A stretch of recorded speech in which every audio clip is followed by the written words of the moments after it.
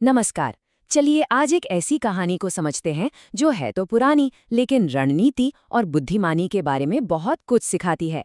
कहानी का नाम है बुद्धिमान व्यवसायी। जरा सोचिए, कोई एक नया काम शुरू करे और उसका प्रतियोगी अगले ही दिन ठीक वैसा ही काम शुरू कर दे। फिर कुछ और नया करने की कोशिश की जाए तो वो भी कॉपी हो जाए। ऐसे में कोई क्या करे? यही सवाल इस कहानी की जड़ है। तो ये कहानी है हरि नाम के एक व्यापारी की जो इसी मुश्किल में बुरी तरह फंस गया था। लेकिन उसने इसका जो हल निकाला वो सीधी लड़ाई का नहीं बल्कि तेज दिमाग का नतीजा था। तो चलिए सबसे पहले हरि के इस अजीब सी मुश्किल को थोड़ा और गहराई से समझते हैं। हरि की समस्या बिल्कुल साफ थी। उसने बाजार में कद्दू बेचने का काम शुरू किया तो कुछ ही दिनों में उसके ठीक सामने एक और दुकान खुल गई, कद्दू की। हरि ने सोचा चलो कुछ और करते हैं और उसने मछली बेचना शुरू किया। नतीजा, उसका प्रतिद्वंद्वी भी मछलियां लेकर बैठ गया। मतलब ये कोई इत्तेफाक नहीं था, बिल्कुल नहीं। ये एक सोची समझी चाल थी जिसका मकसद एक ही था, हरि के ग्राहकों को तोड़ना और उसके व्यापार को ठप कर देना। और सच कहें तो ऐसा हो भी रहा था। लेकिन अब बात सिर्फ नकल तक नहीं रही, ये टकराव और भी ज्यादा बढ़ गया। एक दिन तो हरि के सब्र का बांध टूट गया। वो बाजार के बीचों बीच अपने प्रतिद्वंद्वी के पास गया और उसकी आवाज में गुस्सा और बेबसी साफ झलक रही थी। उसने पूछा, भाई, मैंने तेरा क्या बिगाड़ा है? क्यों मेरे पीछे पड़ा है? क्यों हर बार मेरा काम चौपट कर देता है? जवाब मिलना तो दूर, उस आदमी ने हरि को सबके सामने पागल कहकर बेइज्जत कर दिया। इतना ही नहीं, उसने हरि के बचे खुचे ग्राहकों को भी अपनी तरफ खींच लिया। ये वो पल था जब हरि पूरी तरह से टूट गया। उसने हार मान ली। लेकिन कहते हैं ना, जब एक दरवाजा बंद होता है तो दूसरा खुलता है। जहां हरि ने हिम्मत छोड़ दी थी, वहीं उसकी पत्नी ने एक ऐसी योजना बनाई जो पूरे खेल को पलटने वाली थी। और ये योजना बहुत ही सोची समझी थी। पहला कदम, बाजार से पूरी तरह गायब हो जाओ ताकि लगे कि हार मान ली है। दूसरा कदम, एक ऐसा काम शुरू करो जिसकी किसी को कानो कान खबर न हो। तीसरा और सबसे अहम कदम, अपने दुश्मन को जानबूझकर एक झूठी कहानी पर यकीन दिलाओ। और चौथा, सही मौके का इंतजार करो। इस योजना का सबसे शानदार पहलू ये था कि अब मकसद मुकाबला करना था ही नहीं।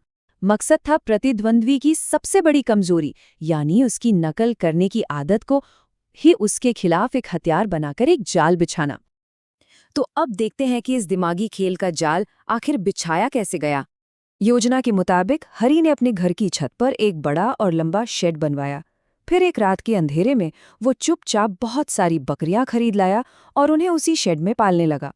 आस पड़ोस में एक रहस्य सा बन गया कि आखिर हरि की छत पर हो क्या रहा है। हरि को बाजार में न देखकर प्रतिद्वंद्वी बेचैन हो उठा। उसे लगा कि हरि जरूर कुछ नया कर रहा है। उसने अपनी पत्नी को जासूसी करने भेजा। हरि के घर पहुंचकर उसने उसकी पत्नी से पूछा, भाभी, सुना है छत पर कुछ नया बनाया है?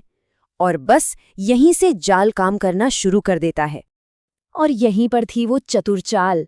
हरि की पत्नी ने बड़ी मासूमियत से जवाब दिया, अरे कुछ नहीं, हम लोग तो यहाँ छत पर ही मछली पाल रहे हैं। एक ऐसा झूठ जो सुनने में अजीब था लेकिन प्रतिद्वंदी की उत्सुकता को बढ़ाने के लिए काफी था। जबकि असलियत क्या थी? छत पर बकरियां पल रही थी। और जैसा सोचा गया था ठीक वैसा ही हुआ। नकलची प्रतिद्वंदी ने जैसी ही छत पर मछली पालने की बात सुनी, उसने बिना एक पल सोचे इस अनोखे आइडिया को कॉपी करने का फैसला कर लिया। उसने भी अपनी कच्ची छत पर एक ढांचा बनाया और उसे पानी और सैकड़ों मछलियों से भर दिया। उसे पता ही नहीं था कि वो अपने ही हाथों से अपनी बर्बादी की कहानी लिख रहा है। अब हम कहानी के उस मोड़ पर हैं जहां हर क्रिया की प्रतिक्रिया सामने आती है। देखते हैं कि इस चतुराई और मूर्खता का अंजाम क्या हुआ। एक तरफ जब हरि की बकरियां बड़ी हो गईं तो उसने उन्हें बाजार में बेचा और पूरे 90,000 रुपए कमाए। उसकी महीनों की मेहनत और धीरज का यह एक शानदार इनाम था। और ठीक उसी वक्त दूसरी तरफ से खबर आई, अरे सर्वनाश हो गया, उसका तो पूरा घर ही टूट गया। पानी और मछलियों का वजन प्रतिद्वंदी की कच्ची छत सह नहीं पाई और उसका पूरा घर मलबे के ढेर में बदल गया।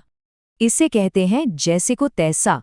यह एक ऐसी रणनीति है जहां सामने वाले की चाल का जवाब उसी की भाषा में दिया जाता है। प्रतिद्वंद्वी ने हरि को बर्बाद करने की हर कोशिश की और अंत में अपनी ही एक गलती से खुद बर्बाद हो गया। अंत में हरि ने दो बातें कहीं। पहली, किसी की तरक्की से जलना नहीं चाहिए क्योंकि जलन इंसान को अंधा बना देती है। और दूसरी, उसने अपनी सफलता का सारा श्रेय अपनी पत्नी की बुद्धिमानी को दिया। ये कहानी हमें एक बहुत ही दिलचस्प सवाल पर लाकर छोड़ देती है। जब आमने सामने की टक्कर काम न करे तो क्या धोखेबाजी ही सबसे चतुर रणनीति है? इस पर सोचिएगा जरूर।